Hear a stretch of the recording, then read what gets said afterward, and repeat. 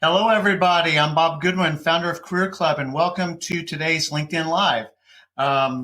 If you're not familiar with Career Club, please check us out at career.club, where we're using proven sales methods and tools to help our clients find careers that matter to them. This is a live event, so you are welcome to chat with us. Love to hear where you're calling in from. And if you've got any questions or comments as we go, we try and allow some flexibility to incorporate those in conversation. If for some reason you need to hop off early, no problem. You can always watch this on replay on LinkedIn. We're also making these available now as podcasts for the audio portion, and you can download those on all the top podcast platforms, including Apple, Spotify, Google, etc. Lastly, I want to make sure that as always, I thank my colleague Heather Zinzer, who is the brains behind this operation. So Heather, as always, thanks for getting us here and up live.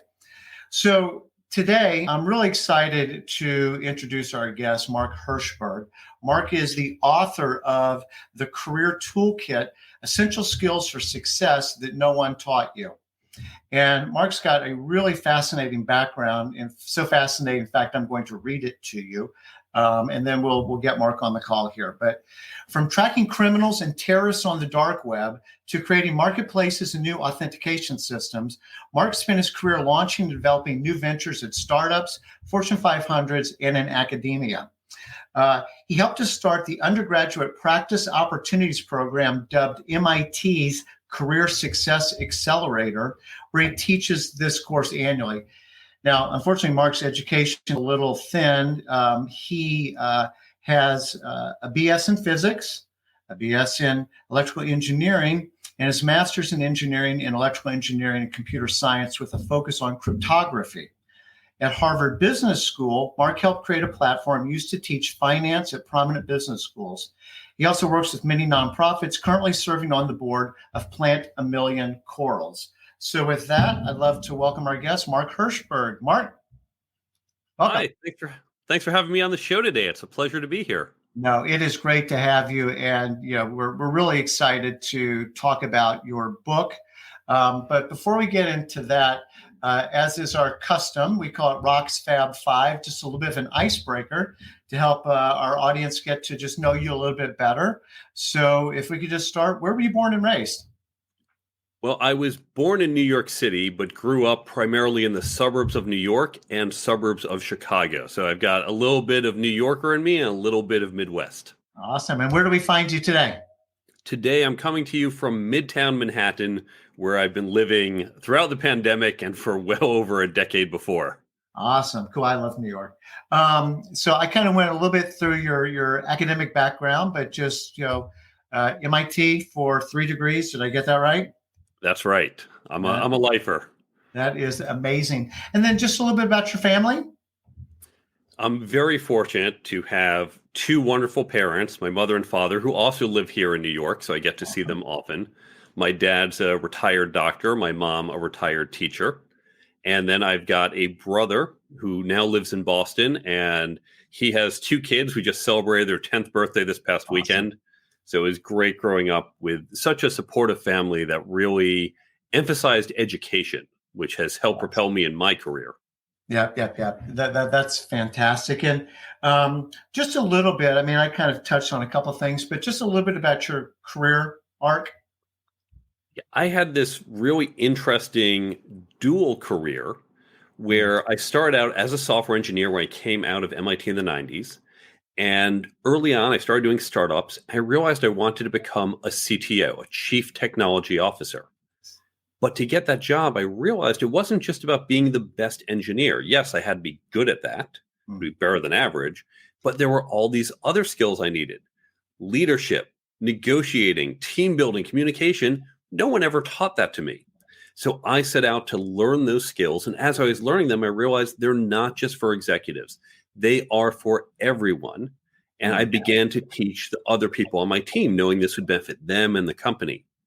And then, as just one of those quirky things that happen in life, I heard MIT had done surveys. They had heard from companies, these are the skills they want to see, not just from MIT engineers, not just from college grads, recent ones, but everyone. So that's why we created the Career Success Accelerator at MIT. And when I heard about it, I reached out. I offered to help give them some of my content, and they asked me to stay and teach. And that led to this parallel path that, in addition to being that CTO, that CTPO these days, Chief Technology Product Officer, I've also have the book and the teaching and everything I do with that. Super cool. Well, it sounds like you got a pretty busy schedule, but there's a human being part of you too, not just sort of the work producing guy. So where would we find you? What are you doing when you're not at work? That's a good question. And certainly the last 2 years, there hasn't been quite as much as I usually do. But typically, I will say I work quite a bit because I like what I do. So the book was a side project for me. I have the app that came out of the book and now another app that's coming out of that. So those are just some interesting side projects. But then I used to do a lot of entertaining at home. I hope to get back to that now that we're probably past the pandemic phase and moving to endemic. I work with a bunch of nonprofits. You mentioned one earlier. Plant a Million Corals is one I'm very active with right now. Love the theater, love museums, love getting out there, traveling when I can. So I stay pretty busy with all that and keeping up with all my friends. Now, hang on. So you didn't say one thing that I'd like to hear you talk about, which is dancing. So I was a competitive ballroom dancer throughout my 20s. Now, there's a professional circuit and amateur circuit, and never the twain shall meet. I was on the amateur circuit, but would go to a competition once a month, used to travel all over the country for that, trained. I'd put in about 12 to 15 hours a week training. And I competed at the national level. I went to national championships for 6 years. So that was a very big part of my life. Now I'm retired from the ballroom dancing competitions, but I still dance socially. In fact, ballroom dancing was one of the last things I did right before lockdown began 2 years ago. Oh, that is so cool. I'm very envious of your ability to do that. So I think that's fun. But like I said, here's this really bright guy with all these cool degrees from MIT, and we'll find you on a ballroom dancing floor in a competition. So people are endlessly fascinating, that's for sure. So you alluded to it, you're very on brand in the background with the book. And just for what it's worth, for those of you who are watching us on video, here's Mark's book. So when you see it on Amazon, that's what it looks like. But you started to touch on this just a little bit, but just to start at the start, what compelled you to write the book? How did the book come about? Having taught this for now 2 decades at MIT, in fact, just over 2 decades, I know how important these skills are. I know how effective they can be, but there's more people I want to reach. These are not just for MIT students.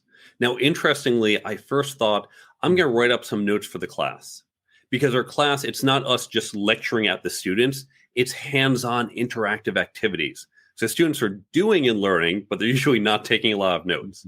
I thought, let me just write up some notes. I really thought I'd be writing up maybe 20 pages of notes I could give to our students and share online for others. But 20 pages quickly became 40, became 80. And well, once it passed 100, I said, I don't think these are notes. I think this is a book. And so it wasn't planned, but I wound up creating the book. No, that's awesome, man. And having read it, I can genuinely say, and there's no commercial relationship here, it is a fantastic book.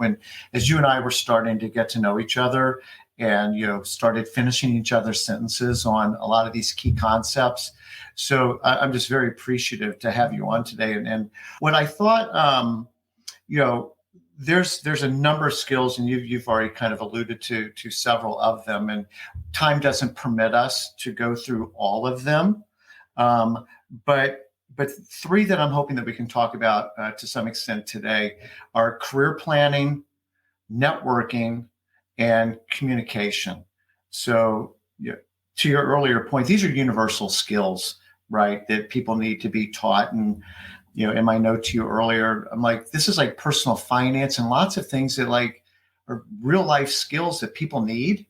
That who taught you those? Like you probably caught them over time, and usually as a result of making a bunch of mistakes that you could have known beforehand, but it turns into scar tissue instead of having learned the right way the first time. So that's unfortunately how I had to learn a bunch of them. No, me too. Exactly. Me too. And it's one of the things, that I love about Career Club is, being able to, again, kind of take the benefit of the things that I've done wrong or seen other people have maybe not optimized, and then be able to share with people so they can either plan better or course correct sooner. So with, if we're going to talk about planning, networking, and communication, I guess, everything starts with a plan, right? Or hopefully should start with a plan. And, you've got a great quote, at the beginning, it says, even a bad plan is better than no plan at all. And so could you maybe just start building on that idea around, why having a plan is so important? Let's imagine what we do at work. When you're sitting in your office and the CEO comes to you and says, we have a critical project. This is going to make or break the company. It's going to be 2 years long. I'm putting you in charge of it. What do? Do you say, okay, well, 2 years, that's kind of far out. So tell you what, I'll go work on this, and I'll see you in 2 years. Fingers crossed, we make the project. We get everything completed. Do you think your CEO is going to say, okay, yeah, that sounds good? Of course not. Your CEO is going to say, no, I want to see a plan. I want to see milestones. I want to have check-ins. I want to know how we're doing, not just cross our fingers and hope we get there. Now, if that is not acceptable for a 2-year project for your company, then how come we're willing to do it for a 10, 20-year career for ourselves? Yeah. That's not acceptable. Yeah. Now, just like that 2-year project, there's no way you're going to say, here's what we're doing on day 586. You can't get it to that level of detail. You also know whatever plan you come up with day one, not going to work exactly as you planned. You're going to have to go change it. And this is what trips people up, because they say, how do I know what I'm doing in 6 years? You don't know exactly what you're doing, but that's okay. You're going to revise it. So a lot of the concepts that we do for our project plans can apply here. And in the book, I break down how to think about where the questions to ask, how to lay out the plan, how to refine and revise it. But just like for any project we do at work, we need to have a plan for our careers. Yeah. Okay. So super quick, and looks like maybe some people are having a little bit of a technical issue with LinkedIn. Thankfully, this is simulcast on YouTube, and there's a Career Club YouTube channel. And some people have been kind enough to put the link in the chat. So if anybody's having trouble with the link, and thank you again, Heather, for jumping in and doing this. This is the beauty of live television, is you get what you get. But again, all this is available on the podcast coming out of this. So, particularly maybe with young people, and we're talking about academia and people that are in school and stuff like that. What if I don't know exactly what I want to do? Like, it's kind of hard to make a plan when I don't even really kind of know what the destination might look like. I don't even know what the possibilities for destinations might look like. Good question. Many people face that early in their careers, or if they want to do a pivot and they just know, I want to get away from something, but I don't know where I want to go. So there are a bunch of things you can do. Now, it begins with asking a bunch of questions. And on the resources page of my website at thecareertoolkitbook.com/resources, there are a number of questions. These come from chapter 1 of the book, but they're for free on the website. And these are questions about your career. Now, some of them are kind of obvious. Things like, well, how many hours do I want to work? Do I want a 9 to 5 job, or am I willing to do a longer job, or do I want that flexibility? But there are also questions like, where do I want to live? How much flexibility do I want in terms of my options? How much money matters to me? Do I just want millions of dollars, or do I say, well, this is enough, but I'm willing to trade off more money for perhaps a more flexible lifestyle or more time with my family? And the important thing here, as you go through these questions, it's not just about the job, it's about your lifestyle as a whole. Because what we want to do is understand the life we want and find a career and a job that fits into that, instead of saying, well, this is a job I want, and now trying to squeeze a life around that career. So start with these questions, many of which are about your lifestyle and not simply your job.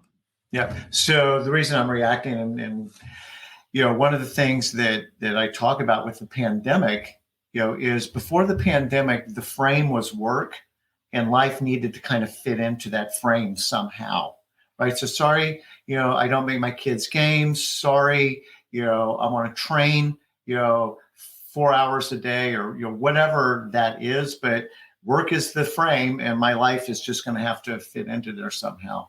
And clearly this is one of the big drivers with the great resignation, reshuffle, whatever great fill in the word you want to call it. But it's like that's completely flipped.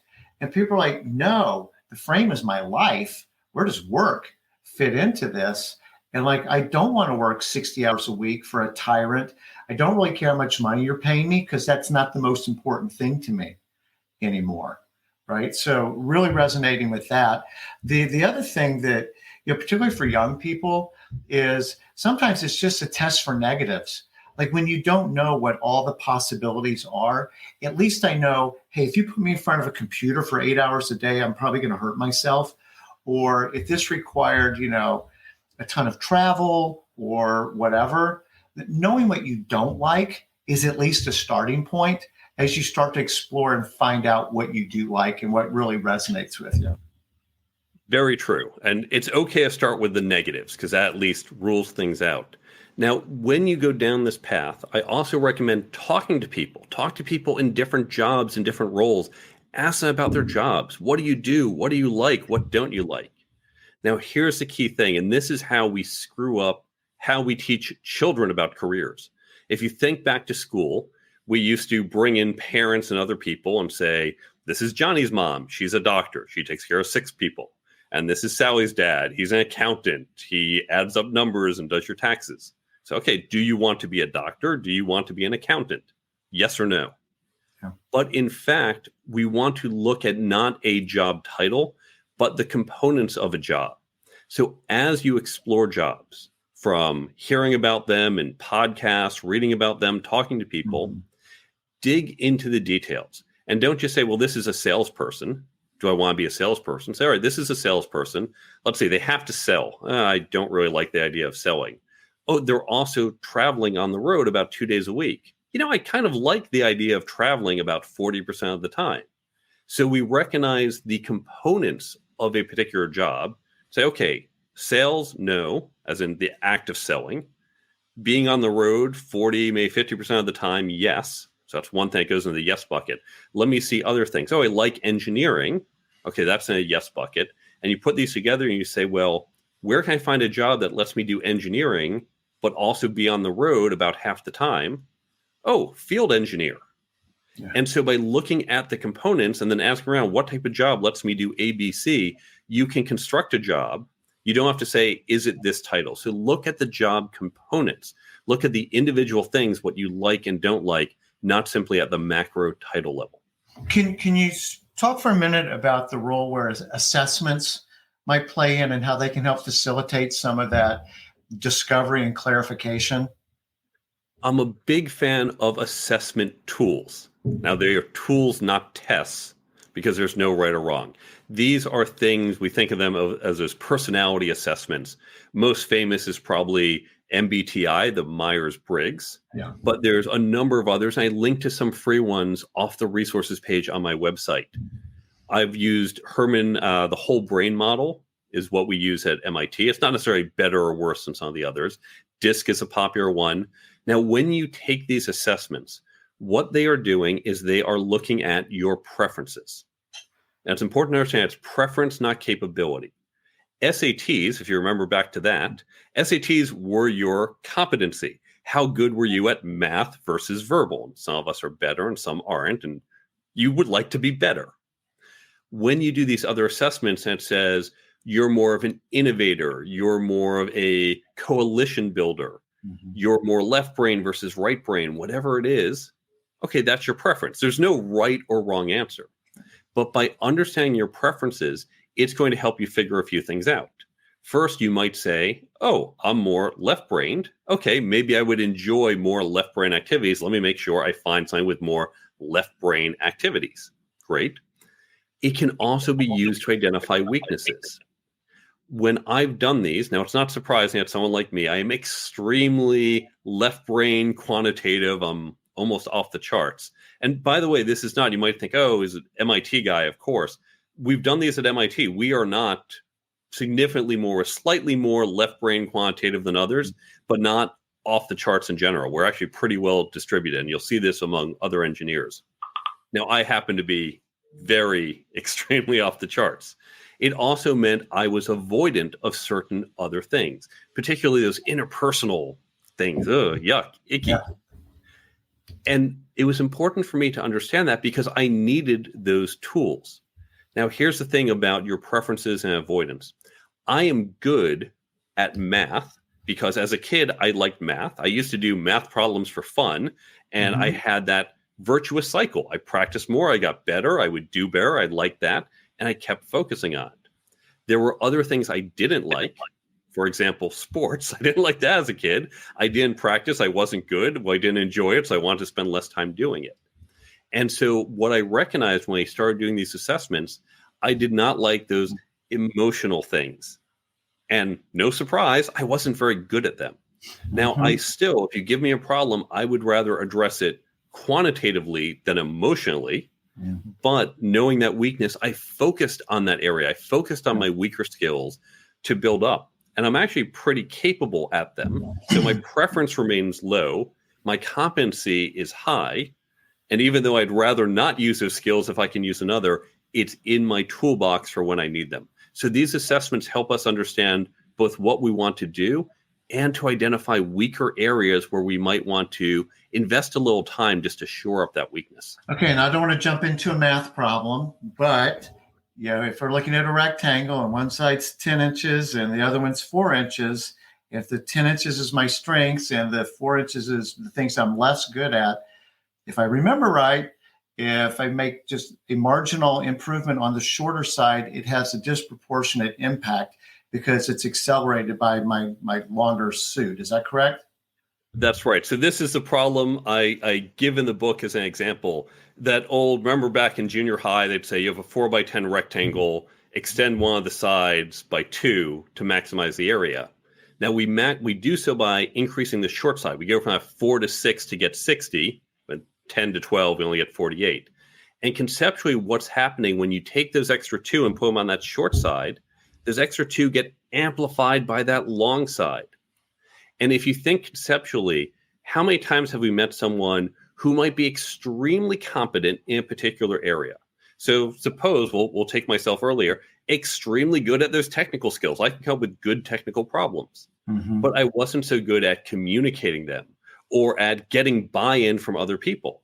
And my great ideas just languished. By working on the short side, by working on my weaknesses, I could then take those great solutions and get that buy-in, get that coalition building and implement it. So we do need to continue to work on our long sides. Me in technology, if I don't pay attention to it, I become a dinosaur. In all our fields, we have to continue to work on our long sides, but investing in those short sides typically give us a better ROI. It's not about being the world's biggest coalition builder. I am the best at, but it's going from borderline competent, maybe even incompetent, to, okay, I'm decent. I can do it when I need it. So look at those short sides and be sure to invest some time in them. Mark, I just so appreciate kind of that framework because that was a new one for me. And, sometimes, it's like, well, if you have something that you're not that good at, the right answer is just surround yourself with people who are, that's their skill. And honestly, in my, working relationship with Heather, I like strategy and sales, and Heather's very process oriented and gets stuff done. But I need to be better at some of those things myself. So I can't just completely delegate all that away. To the extent I even, to your point, get marginally better at some of those things, it's amplified across everything that I do. And that's just, it's a unique perspective that I haven't really heard people talk about before. And I'm really glad that you talked about that. Last thing, just if you could touch on it, the importance of a mentor in helping you kind of architect a career plan. Throughout the book, I really emphasize talking to other people and getting input from others. You don't have to do this alone.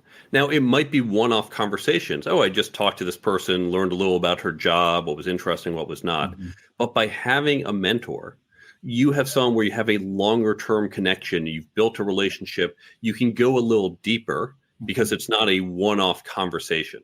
And so I recommend finding mentors, particularly given some goal.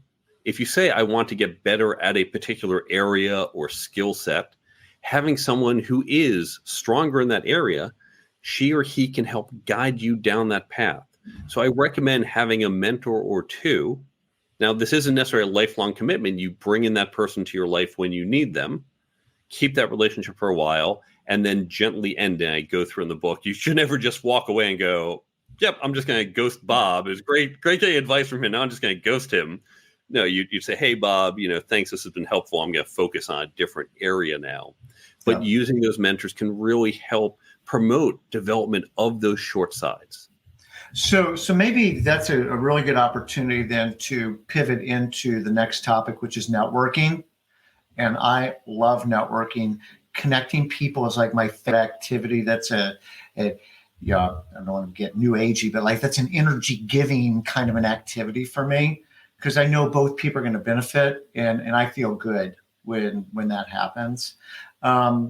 And again, one of the quotes in your book is, the currency of real networking is not greed, but generosity. And I've written some content. The very first thing I ever wrote was called The Most Powerful Question You Can Ask. And it was in the context of job search and in the context of networking. And the potential trick answer to that is, hey, do you know of a job that, right now? And well, no, that's not the most powerful question that you can ask. For me, the most powerful question you can ask is there anything that I can do to be of help to you personally or professionally? And, I know that you talk a lot about, networking is predicated on relationships, and relationships are predicated on trust.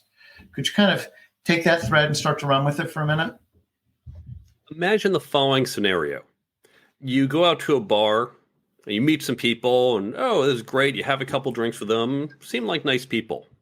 And after maybe 2 hours of drinks, say, hey, great meeting you guys. So listen, this weekend, I need to move. So why don't you come over Saturday, help me pack up my apartment, and we got to carry some couches down 6 flights of stairs. Really appreciate it. Great. You guys are in, right? Of course not. They're going to look at you and say, yeah, no, not happening. And we know enough to say, hey, I shouldn't go up to strangers who I just met, who I've only known for an hour or two, and say, come do this big favor for me. And yet, when most people say, oh, it's time to network, I need a job, I have to go network. Go like, hey, stranger, I'm Mark. Nice to meet you. Tell me a little about you. So listen, I need a job. It's the same thing. It's meeting someone saying, come pack up my apartment. Yep. And yet we do this and we think this is networking. Now, who is it I can call to pack up my apartment? I can call my friends from college. I can call people who I've known for years and say, hey, look, I need a favor. And they're going to do it because we have that long established relationship. Yes. And we've helped each other over the years. When you're looking for a job, the people who are most likely to help you will be the people you've known before. Networking begins long before you need to call upon it. That's when you want to develop your network. Now, that's not to say you can't ask someone you just met to pass along your resume, but consider, if I've known you for 10 years and you say, hey, I'm really interested in that job, I'm going to not only take your resume, I'm going to go over to the hiring manager and say, this is Sarah. I've known her for years. She is fantastic. I know her resume only shows 3 years experience and you want 7, but she's worth talking to anyway, and here's why. But if, on the other hand, it's Jim, I just met Jim at the bar, it's like, can you pass along my resume? Okay, hey, met this guy Jim, here's his resume, take a look. Yeah. So having that relationship allows us to do stronger, better activities, better relationship-related activities, and generates more value. Yeah. And so maybe talking to other people to learn about things that we talked about, like in the career planning section here, identifying mentors, somewhere in all that feels like setting up like informational interviews. Like, we don't know each other, but like, would you be open to talking to me? Do you encourage people to do that sort of thing? Yes, but now be a little careful. I know I get people from out of the blue, especially now that I'm an author, but I'd even get before, where you'd say, hey, we haven't met. I'd love to chat with you for 30 minutes, for 60 minutes. And okay, I get you'd love to chat with me. You're going to see some value. is that worth my time? I don't mean to be arrogant, but if I respond to everyone who says, I'd love your time, all of a sudden I'm spending hours a day with other people and sucking away my time. You want to make sure this is valuable for both people. Just like any relationship, you certainly don't want a friendship where one person says, oh, you're my best friend. The other person says, yeah, you're a person I once in a while see. You want to be balanced. But in particular areas, certainly if you meet someone at an event and you seem to hit it off, whether it's at the bar in the example we gave or at some professional event, say, hey, you know what? I'd love to chat with you more. You do some really interesting things. I'd love to learn more about you. And you give the person the option if they think, oh, yeah, you're interesting too. Let's get together. And it's okay to do that. I mean, think about what happens in our romantic life. And I do a lot of analogies between dating and networking. Because if I was at a bar and I met a woman and was interested, like, oh, yeah, she was great. I chatted with her for 5 minutes. What am I going to do? Get her phone number and then ask her out. And over a series of interactions, I'm going to get to know her better. Now, we call that dating.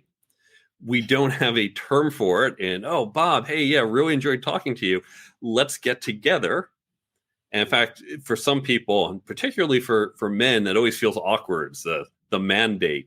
But if you make it clear some business, I'd love to hear more about what you do, the work you do. See if there's ways I can help you. Going back to that question you raised, Bob, how can I be helpful to you? That's how you're building that relationship. We just don't call it dating. Yeah. Well, it's interesting too, because again, tying a couple things together, we did the icebreaker at the beginning of this call. Those are very intentional questions because it's like, oh, you used to live in Chicago? I used to live in Chicago. What neighborhood were you guys? And you're finding points of connection or connectivity. You know, oh, you went to MIT? Do you know Jared Schreiber? Jared's a friend of mine. He went to MIT. You know, and we're looking for things that are in common, right? Oh, you've got nephews that are twins. We've got twins. Have you ever noticed? Right? All these things are, you know, yes, I'm just generally interested, but part of what we're doing is just looking for things to find, you know, things that we have in common that start to establish a foundation of, you know, why we continue to invest in this relationship. The other thing that's very cool about that, you know, because the way that I frame the question is, you know, anything that I might be able to do to help you, Mark, personally or professionally. So a lot of times people, and I want you to talk about this, the whole, do I really have anything to offer somebody else, right? And I know you've got a bit on that. But, you know, if I'm asking somebody about their family and they say, well, you know, we've got 3 kids, you know, 2 boys and a daughter. Our daughter's actually has Down syndrome and blah, blah, blah. Oh, now, maybe I know somebody who, you know, maybe we have a child that has that or a family member, or I'm on the board of the developmental disabilities, you know, and like I can make a connection for somebody. So this is all like trying to relate to people as human beings and back to life and work, like get to know them as a person and not just as a work producing unit. And I think that networking just goes like fabulously better for people. Now, you brought up a good point. We opened this discussion with that quote from Keith Ferrazzi about the currency is generosity, not greed. One of the other things he said in his great book called Never Eat Alone, he said there's 3 things everyone focuses on or everyone has in common as a need: health, wealth, and children. Now, I refer to it as health, wealth, and family, but I certainly credit him for inspiring that. These are the 3 things that universally are true for everyone. Health. We all care about our health. We start conversations with, how are you? Yes. And certainly the last 2 years, health has been at the forefront. So you always know health matters to people. If someone is not healthy, whether it's they caught COVID or something more serious like cancer, that's weighs heavily on their mind. Think about if someone said, I have cancer, what do? You react to say, oh, I'm so sorry. What can I do to help? Sure. So health is universal. Wealth, our jobs, our careers, we generally all care about that. There are very few people who don't care about their career and or making money. So you can generally assume that's something important to someone. And third is family. Now, if you meet any parent or grandparent, very quickly, it's let me tell you about my children. Let me show you pictures. They want to talk about how proud they are of their kids. And so more generally, we care about people in our lives, whether it's our children, our spouse, our parents, our siblings. So we all have that. And these are three areas. If you know nothing else about the person, you know these are areas that matter to them. And that's a good place to start a conversation. And you'll probably find some overlap there. Now, you can certainly find it elsewhere, as you point out, with questions like where did you grow up, go to school, areas of interest. And if you look, you will find some, but those are three good areas where you're probably going to find. But even what all that's predicated, when you just said that, if you look, right?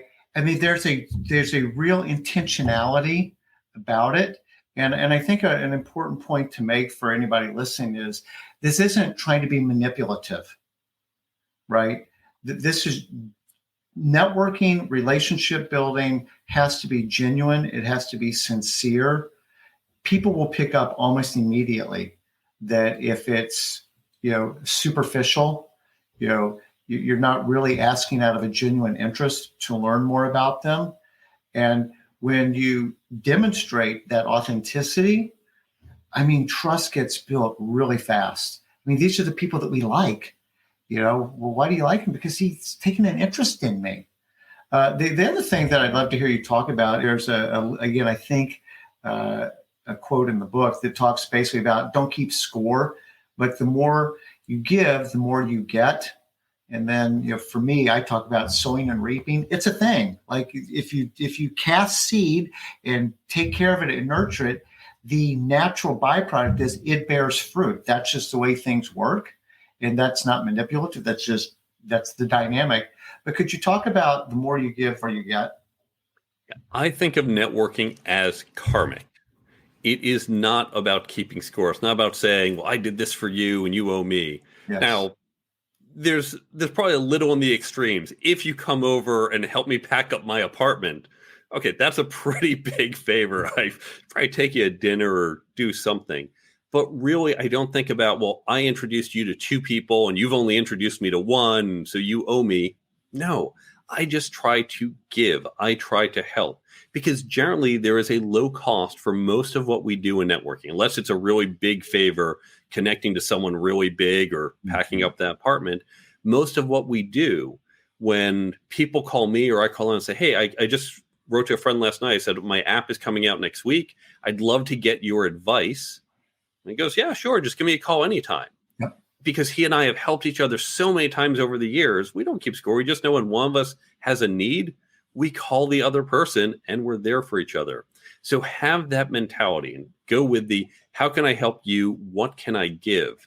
Now, most humans tend to have something, I forget the name of the theory, but it's the principle of reciprocity, that if I do something for you, you will probably feel some obligation. Now, I don't call you on it. I don't say, hey, remember when I did this, but you're going to feel that connection. You're going to at very least appreciate what I did, and you'll be more likely to respond in the end. So I just give it out. I just help as much as I can, and know at some point it'll come back. And maybe sometimes I'm asking for more than I've given with one person, but maybe I'm giving more than I'm getting with another. It's going to balance out in the end. But if you sit there and keep score, first, that's just a lot of mental tax that I don't know why you want to do that. But then also people will feel that, and it won't feel as genuine. And people, as you know it, Bob, people really appreciate that genuine, that authenticity in the relationships. Yeah. And so obviously Adam Grant is well known for give and take. And, I think that would be sort of the seminal, empirical case, not just, hey, be a good egg for a good egg. I mean, he basically, data proves people who do this over the long term are much more successful and happier than people that are net takers or traders, but just are looking to give, and good things tend to happen to people who give. Moving on, because I want to be a little bit mindful of the time here. The third topic that we were going to talk about is communication. And, words mean different things to different people. And I know your chapter on that, gets into, idiom expressions and things like that. One of the things that I would want to say just on that really quickly is picking the right channel for the right message. So if I was texting you about something and you asked me a question and I said, sure, well, you could read that and it could be sure, whatever, or sure, happy to help, and or if you've got a difficult message to deliver, this is the breaking up by text kind of thing. But, like Slack isn't the way sometimes to be communicating. I mean, the phone's an amazing thing, right? You can actually talk to somebody. Zoom is an amazing thing. You can actually see their facial expressions while you're interacting with them. But I was wondering if you could just sort of, start with kind of some core principles around communication. And I know that you want to talk about that and then how we can develop those skills. Communication. Now, I have a chapter on communication, and this is probably one of the broadest topics, maybe along with leadership, because you could read a dozen different books on communication talking about a dozen different things, and they're all equally useful and good. When I looked at this topic and when we looked at it at MIT, really it comes down to some fundamental things, and that's why I focus on a chapter, something that's going to be universal and apply to everyone. So yes, you can get better at communicating, being on stage or writing effective emails, and that's useful for many and not all. But what I look at is how to effectively communicate with others. And it's the fact that we all carry these mental models in our head. We all communicate a certain way, and yet not everyone communicates the same way. So here's an example. Suppose that I go over to Paris to give a talk. Now, unfortunately, I don't speak French, so I'm going to have to do the talk in English. What happens? Everyone in the audience, well, presumably they speak English because they saw it would be in English. They sit there. English is not their native language. So as they hear my talk, they have to translate in their head from the English to the French, and then they process those ideas. But I'm putting a tax on them. I'm taking some of their mental energy to do that translation. Yeah. I think of it like you have that CPU, and if 10% of the CPU is used for a certain type of, let's say, video processing, your video runs slower. It's a little choppier. It's not as good, or the resolution's not as good. Might be 10%, might be 50%. Better would be if I say, well, I know I'm going to France, I am going to speak French, because then 100% of their mental capacity will be on the message and not on that translation. Now, unfortunately, I don't speak French, and you can't learn French and Chinese and every other language out there. But we have different mental models when we communicate. And I break this down in the book. By recognizing different types of mental models, what I can do is, instead of communicating in my mental models and asking you to pay that tax and do that translation into your mental models, if I can become multilingual, it's a lot easier than learning Chinese and French and Italian and every other language. I can communicate in your mental model and let you focus 100% on the message and not the translation. So it's very important to understand how other people are thinking and how to communicate within that style of thought. Well, so what's obviously integral to what you're talking about is being empathetic and putting yourself in the other person's position. I was in Norway recently and met a lot of the people there speak flawless English. It's amazing and embarrassing at the same time. But one of the folks that I was meeting with was a family member of some people that we were at, and his English was not like something he was very confident in. And it's not talk louder, but for me, I'm like, okay, this is going to be tougher for this gentleman. So I'm going to speak more slowly because that translation is happening. And I want to account for that. And then not showing the full breadth and depth of my vocabulary, right? It's like, keep it simple. Like, he doesn't need to know every big word that I think that I know or whatever, but just trying to keep it fairly simple. And it was really nice for me because he complimented me afterwards. He's like, you are so easy for me to talk to compared to most Americans. And pronouncing all the words clearly, slowly, and kind of, but being very aware and cognizant of I like how you say that, the mental tax that he has to pay just to talk to me, because I can't speak Norwegian to him. So I think it's a phenomenal point, but related and sort of to your mental models point, and I wanted to talk about this a little bit in the, thankfully broadening diversity, inclusion, equity world that we live in is people are coming at this from different countries, different cultures, different life experiences, and trying to be, again, kind of sympathetic / empathetic to where are they coming from. And how can I, one, make the message best received by them, and then at a minimum, kind of the Hippocratic oath, at least do no harm. Like let me at least not do something that's a faux pas in that. So could you talk just a little bit about, again, kind of how you might think about this in a DEI context? Sure. It's recognizing, now I use mental models. I don't focus as much on DEI in the book because that's not my area of expertise, but it's recognizing that we have different backgrounds and contexts. And this is one of the reasons DEI is important, because white males like us have a certain perspective that's very different than the perspective of, say, a lesbian African-American woman. She sees things, hears things, views things very differently than we do. And we know we, our organizations, and we as individuals are better off when we have that diversity of perspective. Yes. But in fact, we want that diversity. So I talk about mental diversity. I talk about different backgrounds. For example, when I'm building my app, now I know lots of urban people. I live in New York City. I have lots of friends in San Francisco, in Boston. But I have to remember my app is not just for those people. It is for everyone. And it's important I get that diversity of thought.